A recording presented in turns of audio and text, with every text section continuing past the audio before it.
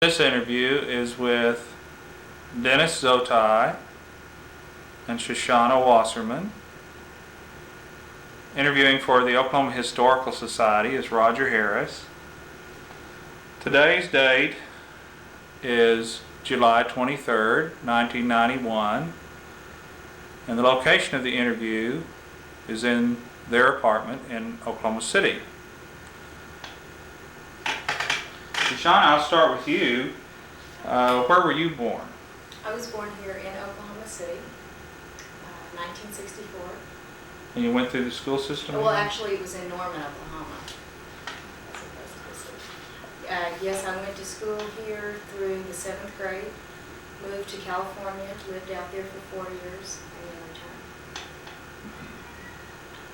and then returned. And you returned and went then on to school? Yes, I went to several of the universities here in the state. I began at Cameron University and studied theater for a year there.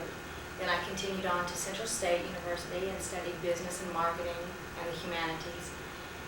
And then finally I concluded at the University of Oklahoma with a degree in education, elementary education in particular, emphasizing in minority research. Now, when you were growing up, were you interested in dance in particular? Well, my family had attended powwows throughout the year, but we were not a family that was a dancing family. My uncle Chabon Dakin danced, and my mother and Chabon traveled as young people to powwows, but my mother never danced, and so it didn't really give me the opportunity to do that. Then my stepfather's family was pretty involved in Native American powwows, but again, I never really had that opportunity until Dennis and I met. And then we began to put an outfit together for me, and that was the first time I danced was in 88, but you have had other dance experience. Yeah, now I've had contemporary dance experience, ballet, tap, that sort of thing. And was that sort of a childhood interest? Or? Yes. And did you have a theatrical interest as well? I did. I went to school on a theater scholarship for the first year at Cameron. And then after that, then I went on to Central State and OCU first. And I was going to actually change my major to dance when I got to OCU, but then different events took place and that didn't occur. Now, we were talking about your family earlier. What is your family heritage? I am of Indian descent on my mother's side, being Creek and Seminole. And on my father's side, I'm Polish and also German. And on your mother's side, what family names would we know? Our family name is Dakin, D-A-C-O-N. At one time, that name was different. It was Chawash Dakin, but then later on, it just became Dakin. And that's a Creek name? And Dennis, where were you born? I was born in Lawton, Oklahoma, so I'm also a product of Oklahoma. However, I grew up in Albuquerque, New Mexico. You did. And you went through the school system there? Or? Yes, the school systems in the land of enchantment. Now, how did your family come to move to New Mexico? My mother is originally from Albuquerque, and they were seeking employment during the time of urban development, and they were getting different tribes from not only the state of Oklahoma, but from throughout the United States. They were bringing people from the reservations and rural areas into urban areas and getting them acclimated to a non-Indian society and giving them jobs and finding them placement. And so that's how my parents got to be in Albuquerque. And you finished school there at public school? Yes, I finished public school, and then I went on to Brigham Young University in Provo, Utah, and then I went to the University of Oklahoma here in Norman. How did you come to decide to go to Brigham Young? There was a dance group which involved Native Americans up there called the Lamanite Generation, and I had gone to it, and at the time when I graduated from high school, I was either headed for Dartmouth or the University of New Mexico or here. and I had scholarships for all three, but my mother's friend was very pro Brigham Young and persuaded me to go. She said, if you don't like it first semester, then you can go anywhere else you want. She said, I'll pay for it. And so that was the deal we made, and I ended up staying there 2 years. Well, now, was that a unique experience because of if you're not a Mormon, aren't you in very much a minority? That eventually played a very important part. There was a lot of pressure to become a Mormon once I was already there, because it is a training ground for missionaries in the Mormon religion. And they come and practice on me. Yeah, but it didn't take, huh? No, it didn't. I'm a faithful Baptist, and we attend the Glorieta Church here in Oklahoma City. It's the largest Indian Baptist church in the United States. Oh. Now, when was your first memory of an interest in dance? I've been dancing since I was very, very young. My father is a Plains Indian, and of course in the state of New Mexico, they had a lot of different traditional dances involving the Pueblos, the Apaches, and the Navajos. However, they never did have the powwow or the intertribal style of dance. Once he was there, he and a few other men organized in the southwest area a powwow circuit, in which they would travel from Albuquerque to Gallup to Ignacio, Colorado to Shiprock, New Mexico on a monthly basis and support one another. Thus, the powwow was born in Southwest. Really? Yes. And Now, your father's name was? Ralph Zotai. Uh-huh. And he's been a cultural promoter ever since. Anything involving young people getting to experience their heritage and learning about Native American dancing, he's all for. In fact, he has a cultural dance group called the New Generation Dancers, and they're becoming very popular within the Southwest Circuit. And they're based in Albuquerque, New Mexico. So your family still lives there then? Yes, they do. Yeah. So by the time you arrived in Oklahoma, you were already fairly active as a dancer? Well, I have traveled throughout the United States and Canada competing in singing as well as dancing 3 different dance styles. The traditional dance of the Northern Plains, the fancy dance, which is a very recent dance, and the grass dance, which I've just begun. And I also get in with some of my friends in something called a team dance competition when we travel up north. And I've placed, wherever I've gone. Kind of getting a little older now where I can't quite spring up as much as the 18-year-olds, but I'm still very active in dance and powwow promotion. Now, your family heritage is? My mother is half Santee Sioux. Her father was from Niobrara, Nebraska, and my mother's mother was San Juan Pueblo, and that's one of the 8 northern Pueblos within the state of New Mexico. And my father is full-blooded Kiowa Indian. And when you have a relationship which is mixed in tribalism, they are not able to communicate in language. Thus, many in my generation haven't learned the Indian language as much as a generation ago above us. So that was really 3 distinct cultures, wasn't it? Oh gosh, yes. It's Northern Plains versus Southern Plains versus the Southwestern culture. Mm-hmm. But that seems to be very prominent now because there are over 600 tribes and they speak over 250 different languages, and to have a mixture of at least 8 tribes is very common in the 1990s. And also that is presenting some of the contemporary legal issues that we're dealing with today, because as far as health care and things like that, you could be 8 different tribes, but not enough of any one tribe to receive the health services that you're entitled to. But in a sense, you'd still be 100%. So you could be in your full-blood heritage. Indian, but not be considered Indian by the United States government. Or perhaps a tribe. Right, or whatever. because of the blood quantum is not enough in any one of those tribes.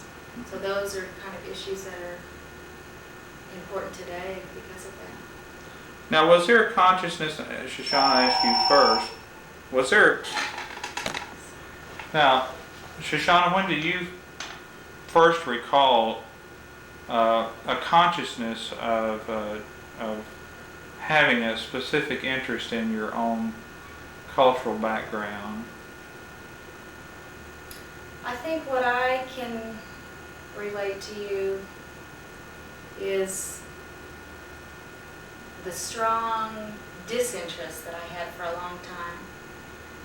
When I was young, growing up here in Oklahoma, from the time I was very small, all the schools have always had, of course, Oklahoma being the state with the land run and the land run celebrations that take place every year, they always had mock celebrations of this land run. Right.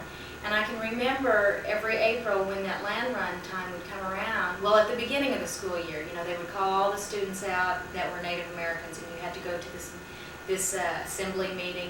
And I can remember being so embarrassed to have to get up and go, you know, to that meeting, because it wasn't something at that time that people were necessarily praising you about. And I think in recent times that has changed somewhat. But I remember being very embarrassed at that time, and I remember when different school functions would come to play, and my grandparents would come to the performances, or our chorus sings, or whatever, and I can remember being embarrassed because my family looked different than everyone else's family. And then one year in the 6th grade, I came home and I told my mom, you know, we're doing this land run celebration and whatnot, and they want us to come dressed tomorrow as pioneers and blah, blah, and I don't want to go to school tomorrow. Because already I was having that pull within myself that I don't really belong in that, and yet I'm on the other side, and I just didn't feel like I fit in. And my mother sat me down and she said, you know what? Tomorrow you're going to go dressed up in your outfit, from your background. And I said, no, you know, the teachers won't like that. We're supposed to come as pioneers, and you know. And she said, it's going to be important for you in your life to not be ashamed of who you are, but instead to stand up for who you are in a positive way. And so was really the turning point in my life, was in the 6th grade, when the next day I went to school in my outfit, and there were questions, and all of a sudden I had to face up to those questions and address those questions. And so for me, that was significant. Now, was your mom pretty comfortable with suggesting that to you? Have you reflected that back to her sometime? Oh yeah. Yeah, because she grew up in a time, again, being female, being a minority, it was very hard for her, and she was very bright. And that wasn't the expected norm out of a female Indian woman. And so she really grew up with, you know, some odds against her also. But you know, of course, I feel that made her stronger, and she's very successful in business today because of that. But you know, she really instilled that in me. Were there other Indian children in your school that you were in? Did they have somewhat of a similar feeling about that? And you know, I'm what I would consider a non-identifiable Indian. I don't look Indian because I'm Indian, but I'm also not Indian. My mother's Indian and my father's not.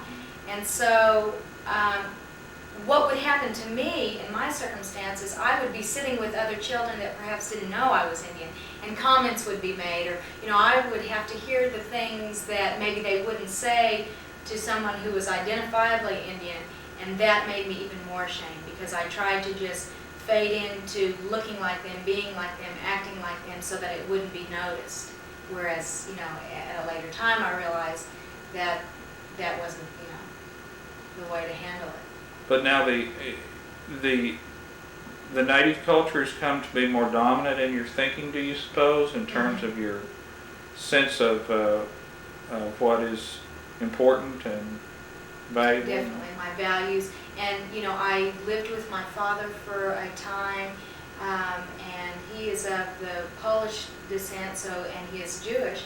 And so there was that strong influence, and so I've experienced both sides, but this is what fits. Of course, this is how I was raised, and this is what fits most comfortably with my value systems.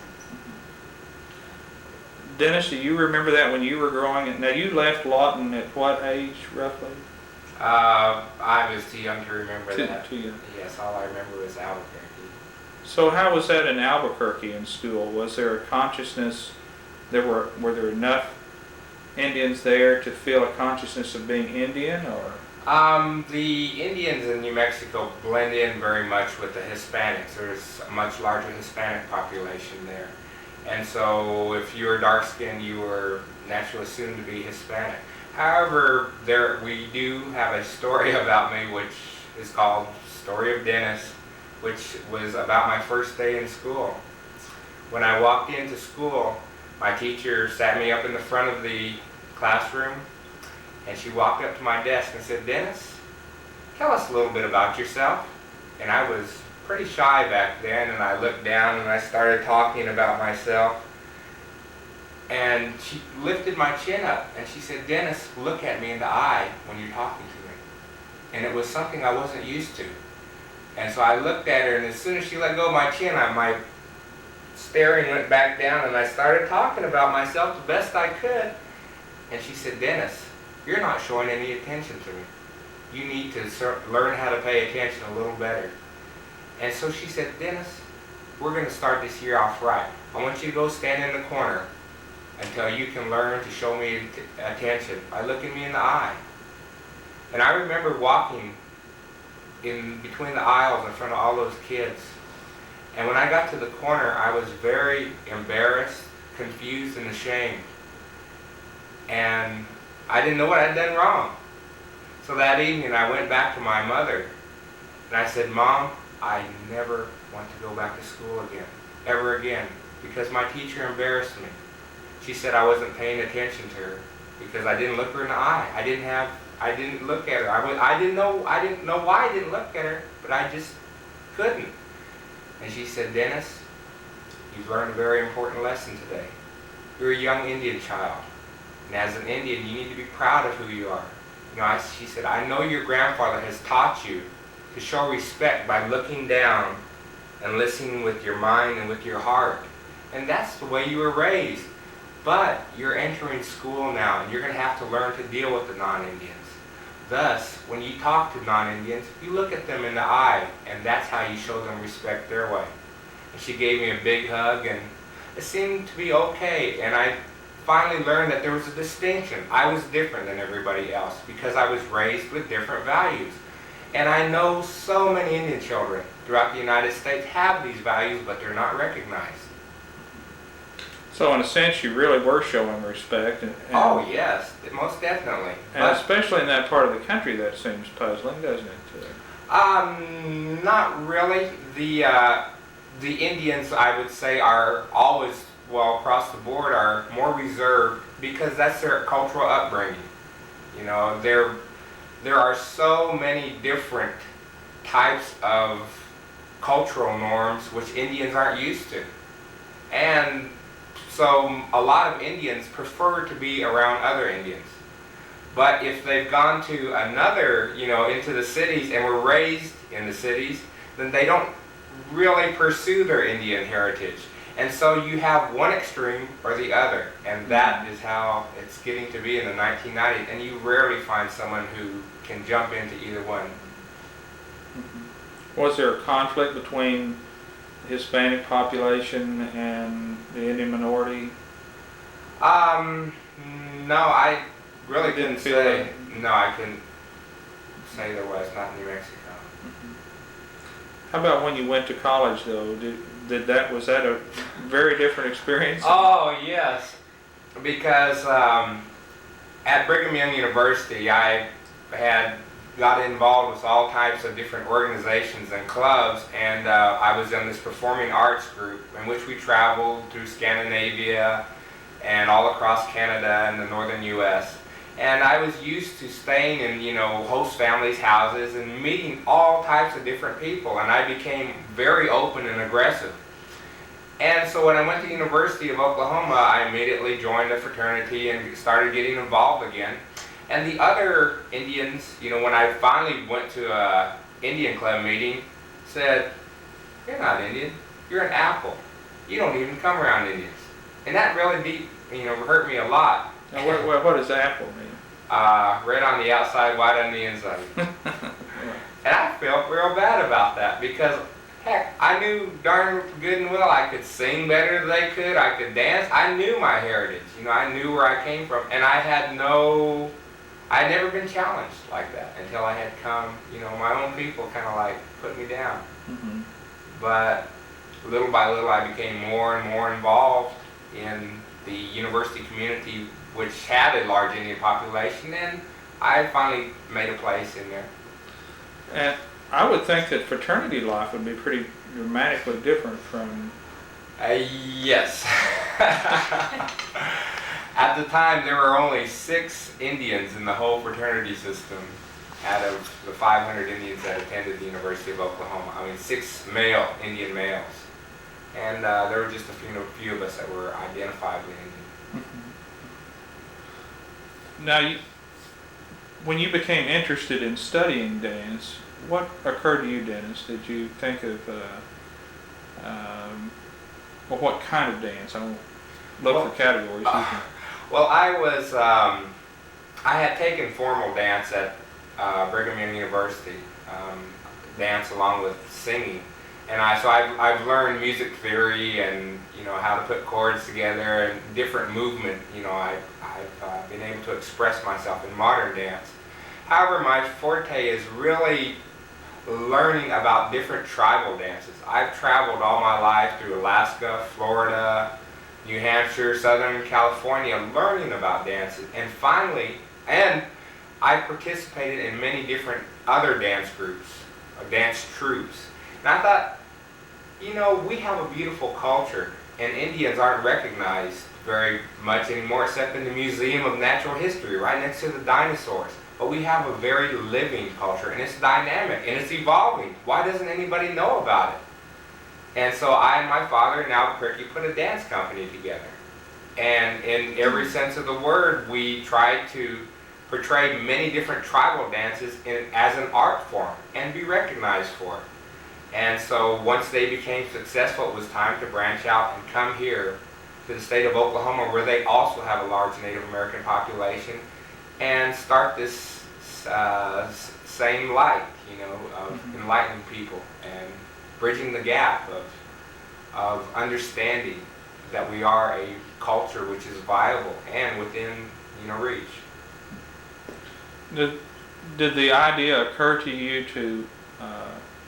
to combine traditional ways with more contemporary presentations early on? Or?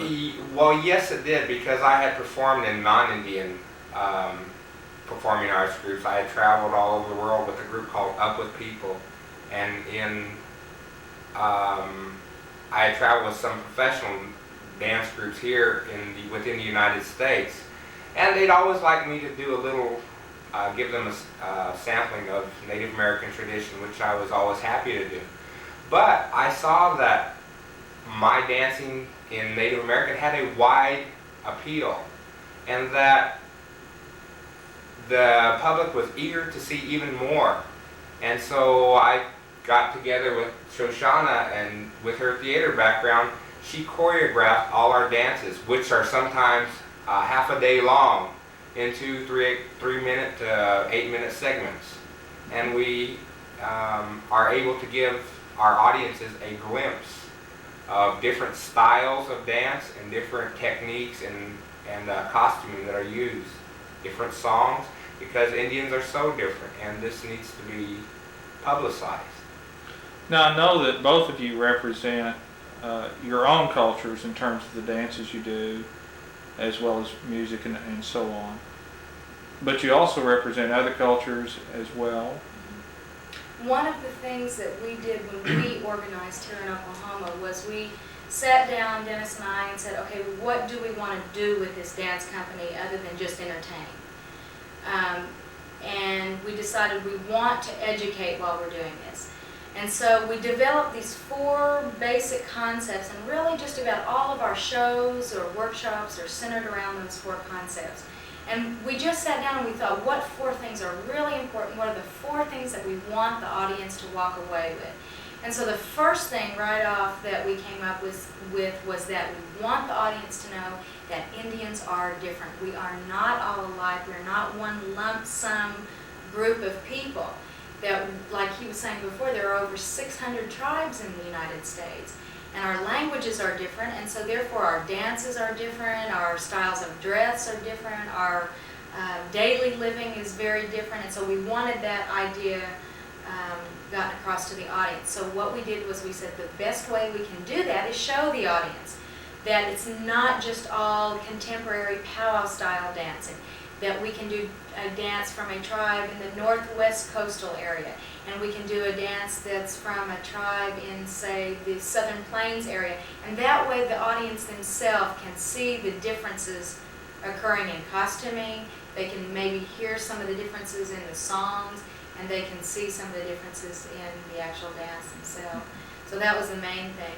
Then the second idea that we came up with was that we wanted the audience to go away knowing that Indians had to learn to juggle values from two different cultures or way of thinking. And so oftentimes we tell that story that Dennis just told you of his childhood. And another one was about respect and the different ways that maybe we show respect than maybe the main culture.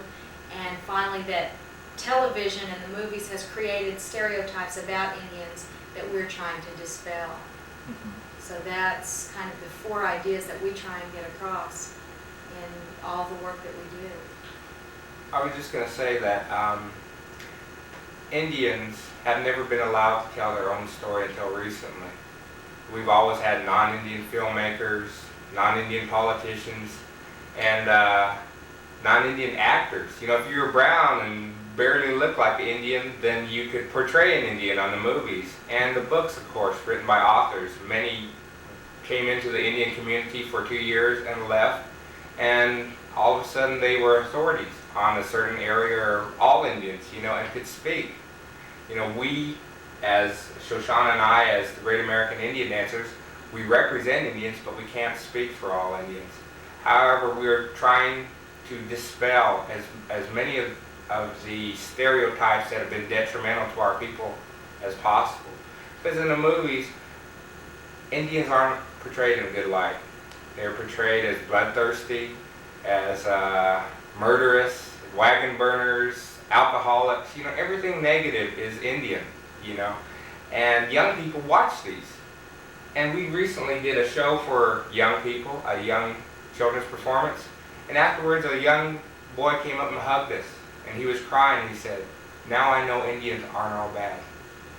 And I don't know, it makes our work worth doing, hearing things like that. And that was another thing when we got together. Well, we decided we needed to put some educational value into the performances, especially the performances that we were doing for children. And so we used those four concepts and we jumped off there, and then with my background in education, we sort of built in a program like that. But more than that, we wanted to educate the non-Indian students so that they would understand the Indian student, but we wanted the Indian students to see somebody, some kind of role model that they could say, they're Indian, and yet they're making it work in both worlds. They're able to use their own cultural identity and still survive in today's modern world. And so that was really important to us. Now, this idea of a performer taking something from some other culture than their own is a pretty common one among non-Indian people, don't you think? It's not at all unusual for some Italian singer to sing an Irish song or vice versa, whatever. But is it criticized by Indians? Is that something that they are not altogether clear about? Most definitely, because usually when a non-Indian portrays an Indian or speaks about an Indian, they don't know how the Indian feels. They don't know a whole lot about their culture other than what they've seen on TV or what they've read, which could be entirely wrong. And so they portray that point of view, which definitely fosters bad habits and bad ways of thinking. You know, it seems funny that because Indians are thought of in history as being, like I said, bloodthirsty and murderous. But what about defenders? They were just defending their land and what was right. You know, if someone comes into anybody's house, of course you're going to be bloodthirsty and murderous if they try and take your family, your liberty, your way of thought away. And that's all the Indians were doing, was protecting their people and what was dear to them. And people don't realize that, but it needs to be known. Have you been criticized by other native dancers, for example, in terms of doing dances that were not part of your heritage or anything like that? So far, well, not as of yet. I'm sure maybe somewhere down the road someone might say something, but they look at the overall point of view that we're doing something positive for our people, and that we are getting a lot of recognition nationally and internationally about a positive role of Native Americans as performing artists and as an art form. And they see that, and I don't know, at first maybe when we were beginning they could have said something, but we're getting large enough where it's almost fashionable. And I think another thing, the integrity that you go into something with has to show through at some point, and we don't, in these performances, we are not trying to say we are all these things, and we're never trying to say we feel like this person of this tribe, or we believe this way, or we act this way, or we do these dances, for example. But we are just trying to show people we are different.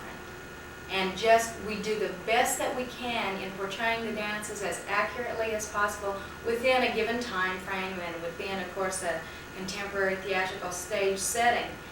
But we're doing the best that we can to try and portray it as accurately as possible so that people will understand the simple fact that we are different. And I think that, perhaps the people that maybe even would have been critical can appreciate that fact, that we're not trying to go out there and sell something and just really make a lot of money off of something that belongs to somebody else. We're just trying to educate through this process. And this is the best way that we know how to do it. Now, at least to me, my observation at least, it seems like a lot of native dancing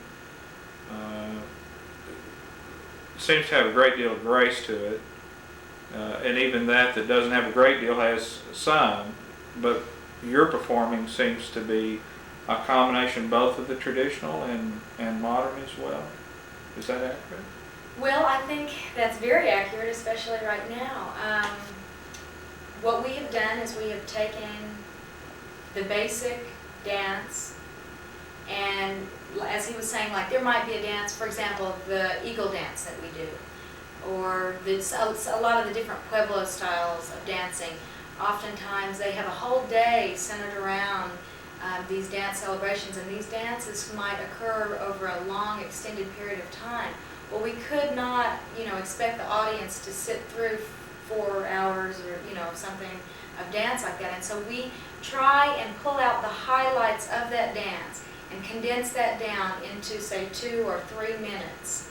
And so that the audience, they're not seeing the whole traditional dance in its, original form, but they're seeing a glimpse of that dance so that they can at least get the feel for it. They can at least, and they are given some narration so they at least know what's behind the dance, where it comes from, and they are seeing a majority of what the costuming or regalia would originally look like.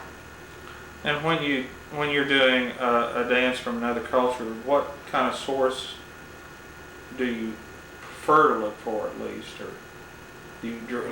are you looking for someone very traditional, or what? Actually, I've performed with enough different dancers, and of course I've gone into different cultural areas and actually participated in their dance to have a good feel for the songs, the dances, how it is supposed to be portrayed, and I try and stick to it just as close as I possibly can. And some of the dancers have performed with the Great American Indian Dancers in Albuquerque, and I've learned, some of those dances from them also. And so I've done a lifetime of study into the origins of the dance, why they're done, what part of the season they're done, what different articles are worn and why, what songs are specifically sung for these different dances. There's a lot that goes into each one of these dances, which, only takes 3 minutes to show. Sure. Okay. Now, I know both of you have been, and you both mentioned that you've been involved with powwows. Can you give us kind of an idea of what what that means and some idea of your perspective on when powwows became common. Well, powwows are an intertribal expression of dance, song, storytelling, art selling and trading arts and crafts, eating Indian foods, and sharing your language and your ideals and backgrounds. All that takes place within a powwow. In a powwow, you can't have a powwow without a drum or singers. And so there are always a group of singers which are well respected. The drum is a sacred object which sits in the very nucleus of the powwow. And throughout it, there's an arena that surrounds it. And within the arena, many different dancers from tribes that are from everywhere dance together to a common drum beat. Up until, I would say, World War I, powwows weren't that common at all throughout the United States because there were many tribal differences that happened before that time. And once World War I took place, many of the old warrior societies were revived. You know, Indians had a reason to celebrate and welcome home their warriors. And these different tribes that had differences in the first place fought under the same flag, and they shed blood in the same, in Europe and all over the different conflicts. And this type of pace continued with World War II, and different songs and dances were innovated to keep up with the time period. You know, at one time, the American flag was a flag Native Americans fought against. But at every tribal gathering, you see that flag lead in the grand entry processional at the beginning. And so that's quite a contradictory. Mm-hmm. It is indeed, isn't it? Mm-hmm. And is that adaptation, you think? What do you think? Yes. Even today, almost every tribe, especially among the plains, has a flag song honoring different warriors who have gone overseas to fight for our freedom and our way of life. Mm-hmm. And they have, sometimes they have words commemorating what had taken place, at a particular time when the flag song was made. But our songs and dances, we have songs and dances for everything: birth, death, harvesting, war songs, social songs, prayer songs. There is a genre of song, hundreds, thousands of songs, even within the tribe. Mm-hmm. And you just finished a project recently on the subject of powwows. Yes, in fact, it's called Moving History, the Evolution of the Powwow, and it explains this contemporary phenomena from beginning to end. It's going to be put in a hardback form, but I've got a little more writing to do on it. Mm-hmm. And this was entirely your project? It was in collaboration with the Center of the American Indian here in Oklahoma City. Mm-hmm. And how much of the country did you actually get around to in order to research it? Well, it mentions Alaska and Southern California and New Brunswick and Southern Florida and everywhere in between.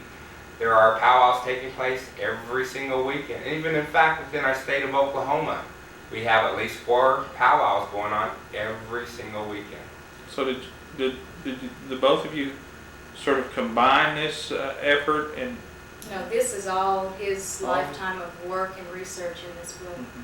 He has been attending powwows through his life since the time he was a child, and so the Center of the American Indian called and asked if he'd be interested in a commissioned piece of work such as this, and if they could tap in on his knowledge and resource base, and so that's how the project began. Is this a part, you think, the powwow was the beginning perhaps of a pan-Indian experience, or not exactly a merging of cultures, but It was either the powwow or the rodeo. Indians' love for horses was very strong. Well, you may be right about that. Mm-hmm. Yeah. There's a large rodeo circuit involving, the Indians have their own professional cowboy association. Yeah. and they have Indians participating from all parts of the United States as well as powwows. But what I'm getting at is there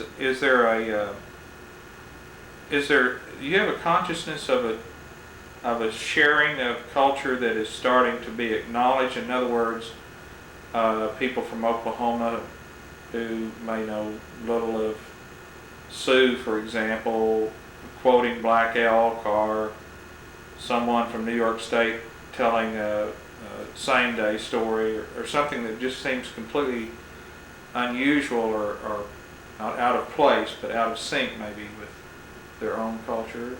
Well, you have a lot of intertribal mixing. There are a lot of Indians from the state of Oklahoma in almost every state, and they share their backgrounds and experiences with their fellow workers or people within the community.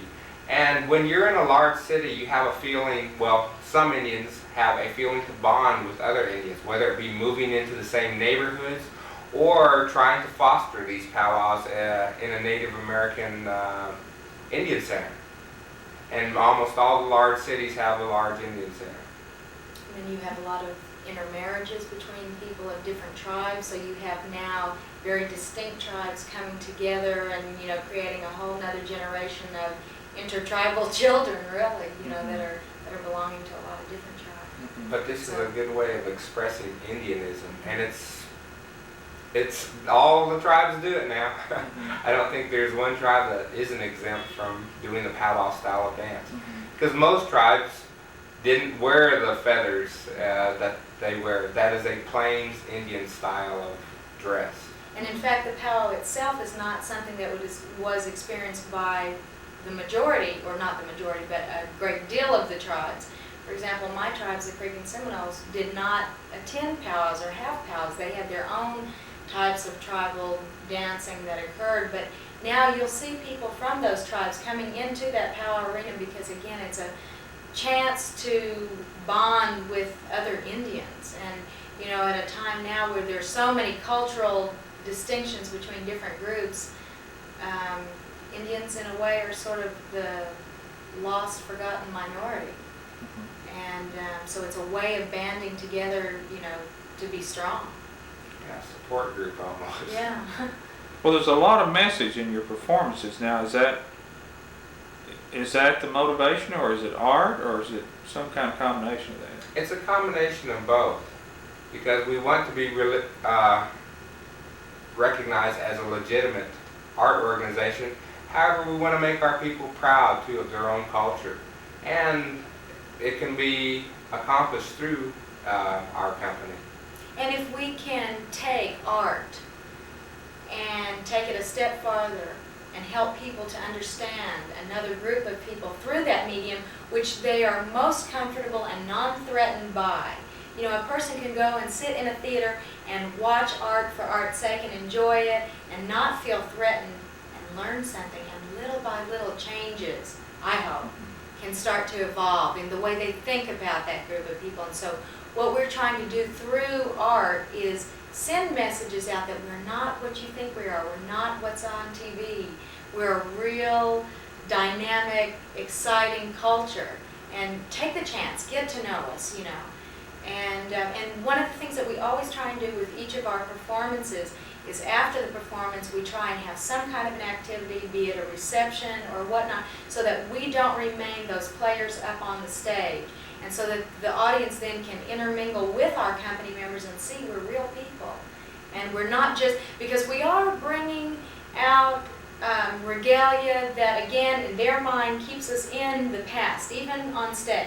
Yeah. And so what we try to do is after a performance or when we do an interview, we won't usually accept to do an interview or do a reception in our Indian regalia, because we want the public to realize we are real people. And we have shared that part of our culture with you, but we also are living and surviving and you know, growing in today's society.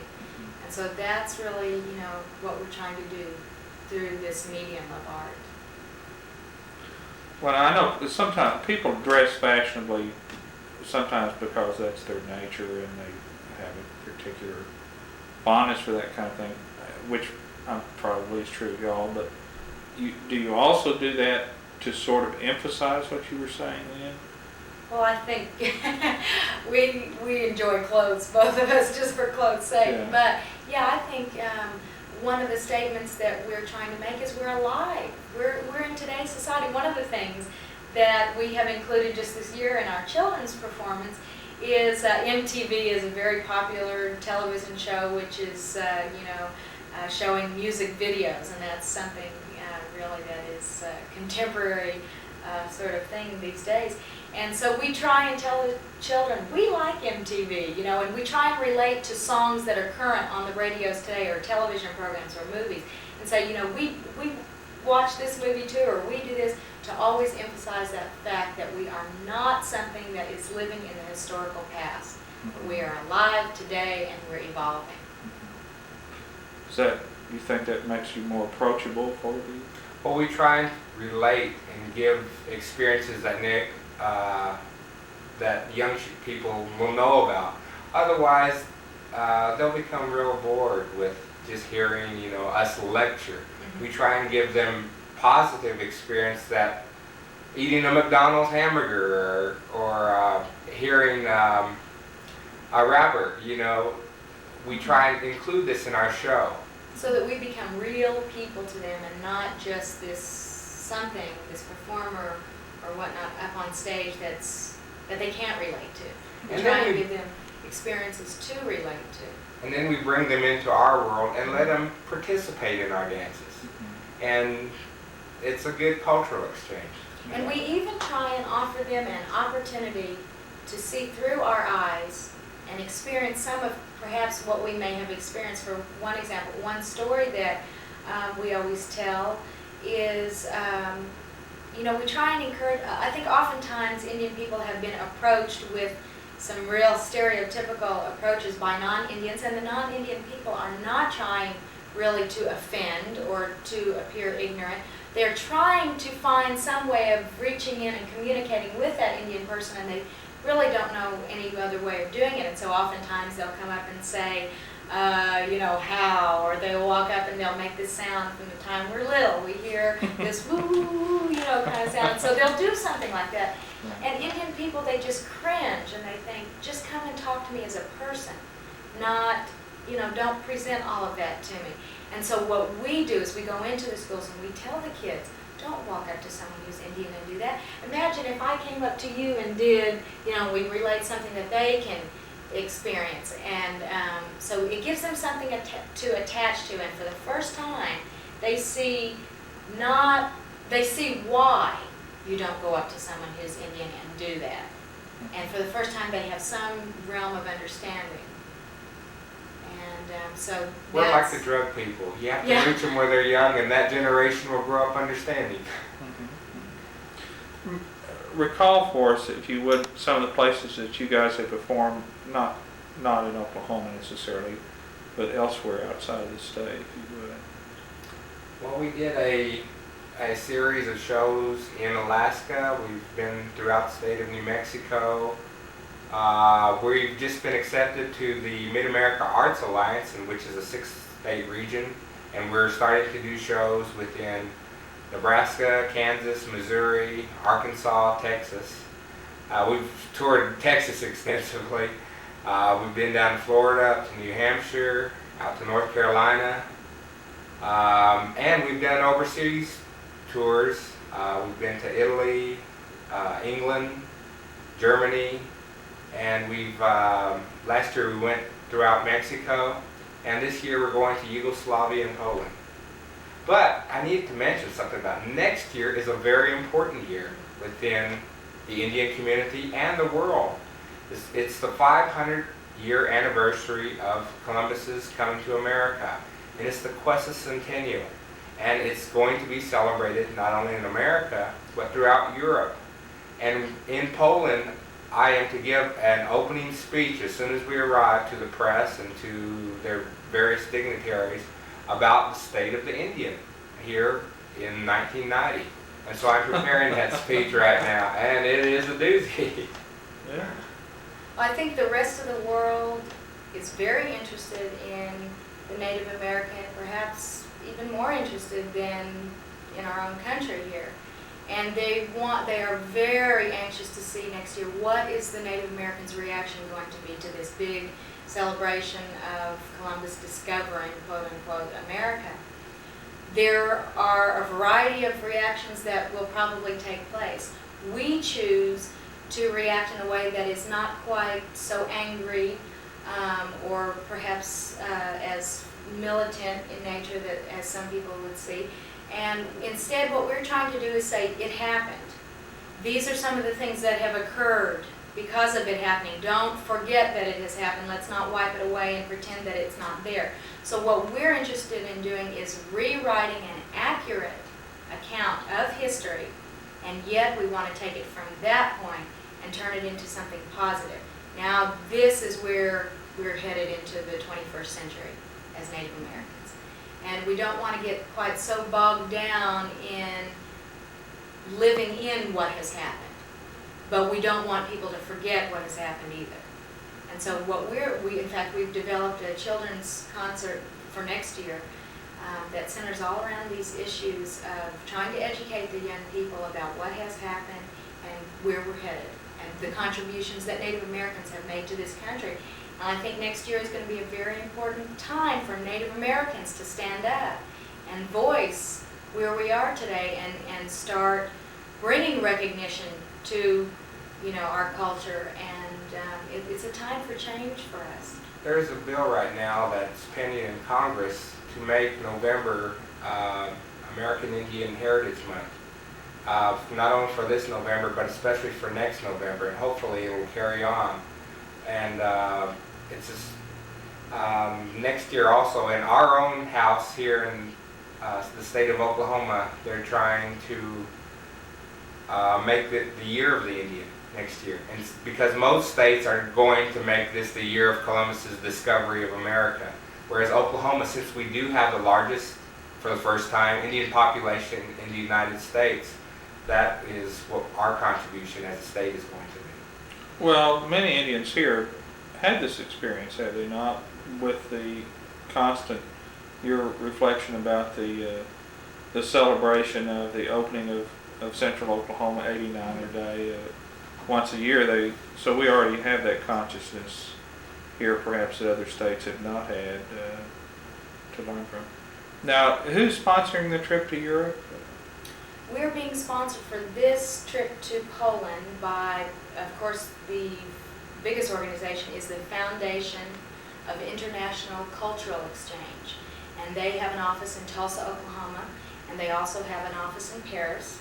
And we met a lady by the name of Joanne Gillespie, I guess about 3 years ago, who was instrumental in bringing a lot of these tours to pass.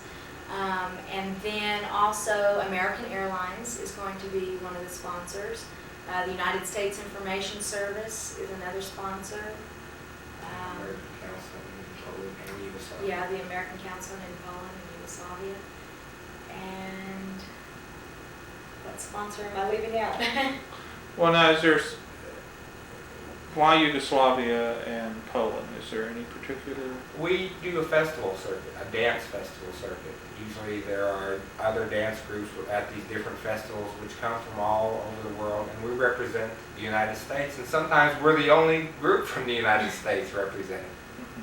And I think Joanne of the Foundation of Cultural Exchange, she sends out, of course, marketing material and feelers all over, nationwide. And then depending on the responses she gets back and how she can best coordinate them all at the same time, that depends on where our tours take us. For example, when we went to Italy, there were several festivals occurring in the same general area at the same time, which made it very convenient to go to several of those festivals. And that's what's occurring here in Poland and Yugoslavia. There was about 7 festivals all taking place in this general area in the same time, and so it was really nice to coordinate this tour. Well, Shoshana, you'd probably be especially a curiosity because of your heritage. I am. Unusual. Yeah, it's unusual for both of your heritages to meet in that way. Anything else we should add? We probably need to visit again in a year or two, I would think, but Anything else we ought to add to Well, that? I think one thing that's important to add is that we're very, very lucky to be in the state of Oklahoma because 4 years ago when we got together and decided to put this together in Oklahoma, we were supported, we got all the support in the world from the State Arts Council of Oklahoma, and they stood behind us and they believed in us at a time when Indian dancing was not recognized as an art form. It was recognized as folk dancing, and a lot of people would want you to come. Or even and- those Indians dancing on the corner Right. for And, free. and people would want you to come to their events and dance for them, but they definitely wanted you to come and just donate your time and whatnot. They didn't look at it as an art form, and we were very lucky to have the State Arts Council stand behind us and say, we believe in you, and we're gonna see that you carry out your journey. And so I think we're lucky to be in this state and have an organization like the State Arts Council to back us. And other organizations have had a lot of faith in us. Our state legislature, our tourism, and the education community within our state has really backed us. And I think we're very sincere about what we're doing. Well, we certainly appreciate you cooperating in making this interview and so forth, and we look forward to visiting again after a year or two.